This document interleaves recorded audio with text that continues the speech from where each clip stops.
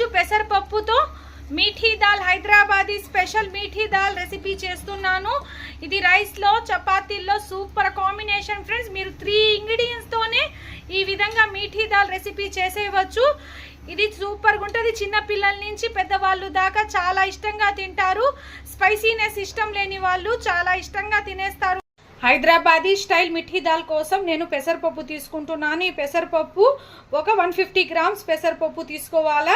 ఫస్ట్గా నేను ఒక కుక్కర్లో ఈ పెసరపప్పు యాడ్ చేసుకోవాలా. 150 గ్రామ్ పెసరపప్పు. ఇది డ్రై రోస్ట్ చేసుకోవాలా. స్టవ్ వెలిగించి స్టవ్ మీద కుక్కర్ పెట్టి ఈ పప్పు మొత్తం కొంచెం దోరగా ఫ్రై చేసుకోవాలా. కొంచెం కలర్ చేంజ్ అయితే సరిపోతుంది ఫ్రెండ్స్. ఎప్పుడన్నా మాకు మసాలాలు కొంచెం ఎక్కువ స్పైసీ తిని బోర్ కొట్టినప్పుడు ఈ విధంగా మిఠీ దాల్ అనేది చేసుకుంటే చపాతీల్లో కానీ రైస్లో కానీ చాలా టేస్ట్గా ఉంటుంది. ఏ ఇంగ్రీడియంట్స్ ఎక్కువ కూడా వేసుకునే అవసరం లేదు. స్పైసెస్ కూడా మాకు దీంట్లో అస్సలు ఏం పడవు. చూడండి, ఇది డ్రై రోస్ట్ చేసుకోవాలా.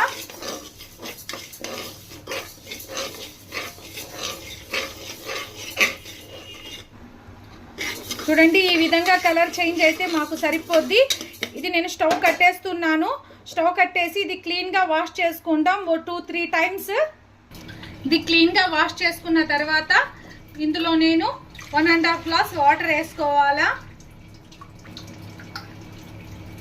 1.5 గ్లాస్ వాటర్ వేసుకొని గ్రీన్ చిల్లీ వేసుకోండి ఫ్రెండ్స్. నేను ఒక 4 గ్రీన్ చిల్లీ వేసుకుంటున్నాను. దీంట్లో స్పైసెస్ కూడా ఎక్కువేం పడదు. చూడండి, ఒక 4 గ్రీన్ చిల్లీ, ఒక 7-6 వెల్లుల్లి రెబ్బలు ఈ విధంగా తొక్కవలిచేసి తీసుకోండి. ఈ విధంగా తీసుకొని 1 స్పూన్ ఆయిల్ వేసుకోండి. ఆయిల్ వేసేసి కుక్కర్ మూత పెట్టేసి 3 విజిల్స్ కి పెట్టుకుందాం. 3 విజిల్స్ కి పెట్టుకుంటే సరిపోద్ది ఫ్రెండ్స్. మాకు పెసరపప్పు తొందరగానే ఉడికిపోద్ది. చూడండి ఫ్రెండ్స్, 3 విజిల్స్ వచ్చేసాయి. నేను ప్రెషర్ మొత్తం పోయిన తర్వాత కుక్కర్ మూత ఓపెన్ చేసి చూద్దాం. చూడండి, మన పప్పు అనేది కరెక్ట్గా ఉడికిపోయింది. ఈ విధంగా పప్పు గుత్తి తీసుకొని కొంచెం అలా మ్యాష్ చేసుకోండి. ఇది తొందరగానే మ్యాష్ అయిపోద్ది ఫ్రెండ్స్. ఈ పప్పు మ్యాష్ చేసుకుంటుంటేనే నాకు స్మెల్ సూపర్గా వస్తుంది ఫ్రెండ్స్. ఇది సాదా సీదా పప్పు. మసాలాలు ఎటువంటి నేను స్పైసెస్ తక్కువగా వేసి చేస్తాను. చిన్న పిల్లల నుంచి పెద్దవాళ్ళు దాకా చాలా ఇష్టంగా తింటారు. పిల్లలకి ఇచ్చేటప్పుడు మీకు కొంచెం గ్రీన్ చిల్లీ 1-2 వేసుకోండి. నేనైతే 4 వేసాను. చూడండి, ఈ పప్పు కూడా బాగా మ్యాష్ అయిపోయింది.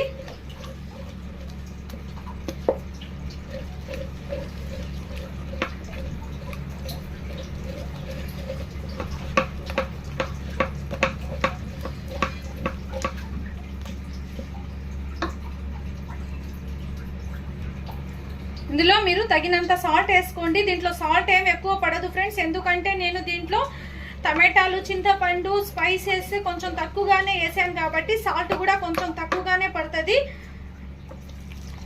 ఇప్పుడు ఈ పప్పు గుత్తి వాటర్తో క్లీన్ చేసుకోవాలా. ఇందులో 1 గ్లాస్ వాటర్ వేసాను ఫ్రెండ్స్.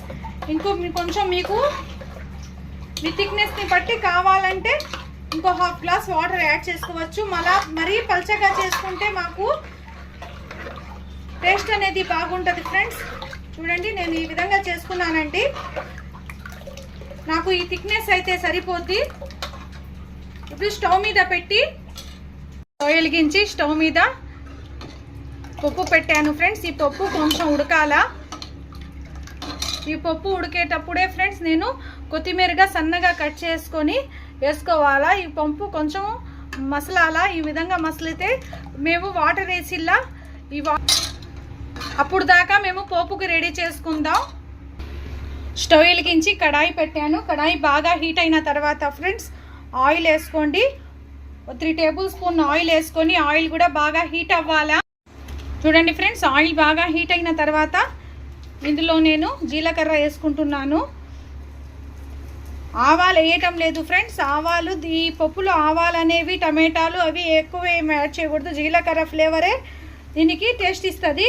ఈ జీలకర్ర వేసిన తర్వాత ఓ 2 ఎండుమిర్చి ఈ విధంగా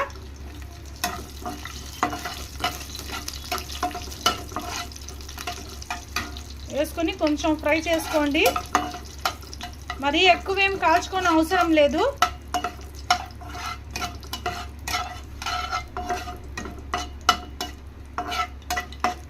చూడండి ఈ విధంగా కొంచెం ఫ్రై అయిన తర్వాత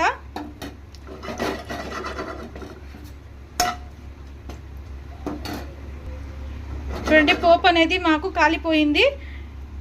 ఈ పప్పు కూడా ఉడుకుతుంది ఫ్రెండ్స్. ఈ పోపు ఎత్తేసి ఈ పప్పులో వేసేద్దాం.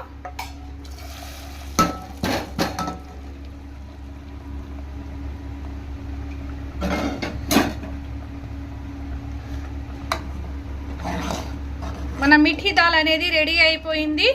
ఇది సూపర్ టేస్ట్ ఉంటుంది ఫ్రెండ్స్. ఈ విధంగా చేస్తుంటేనే నాకు స్మెల్ సూపర్గా వస్తుంది. మీకు కనుక ఈ రెసిపీ నచ్చినట్టయితే please like, share, subscribe friends. Subscribe my channel Akhila kitchen. ఇలాంటి మరిన్ని రెసిపీస్ కోసం నా ఛానల్ని సబ్స్క్రైబ్ చేయడం మాత్రం మర్చిపోబాకండి. Thank you for watching.